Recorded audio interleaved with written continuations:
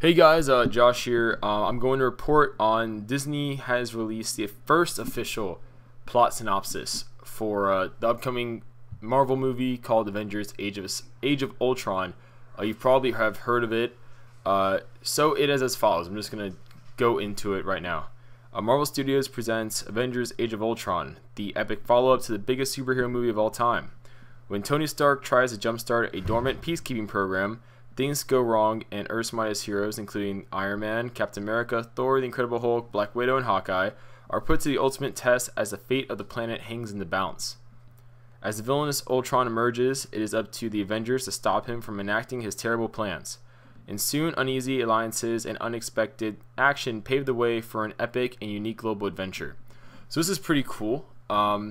It's pretty standard, I guess, supervillain versus team of hero kind of plot. A few things to point out, though, from what this reveals. It says that Tony Stark tries to jumpstart a dormant peacekeeping program.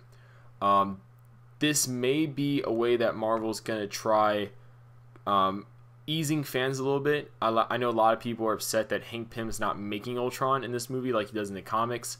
Instead, it's Tony Stark, which actually does make a lot more sense when you think about it. Tony Stark in the comics, he made a sentient armor, which is not all too different than what Ultron is in a sense.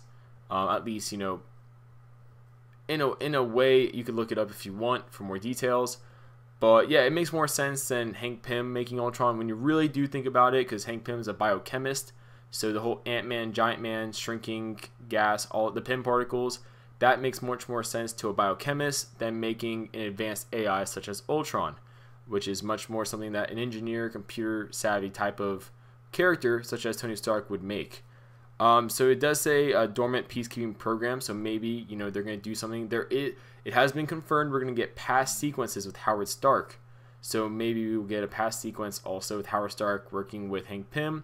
Also, Chris Hemsworth has revealed that Ultron's third and final form will be made out of vibranium, or at least vibranium will be a part of it in some way, shape, or form, which is pretty cool. And also, we know that Ultron will be using essentially Arnim Zola's algorithm from Captain America: The Winter Soldier, which is also pretty cool. He'll be using that to assess threats appropriately. Also, it does say here terrible plans.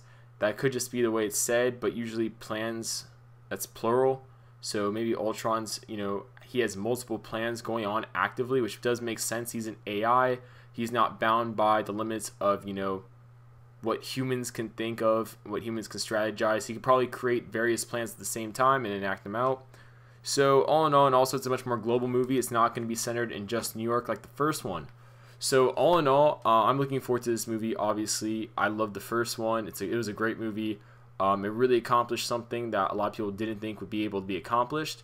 But yeah, that's about it.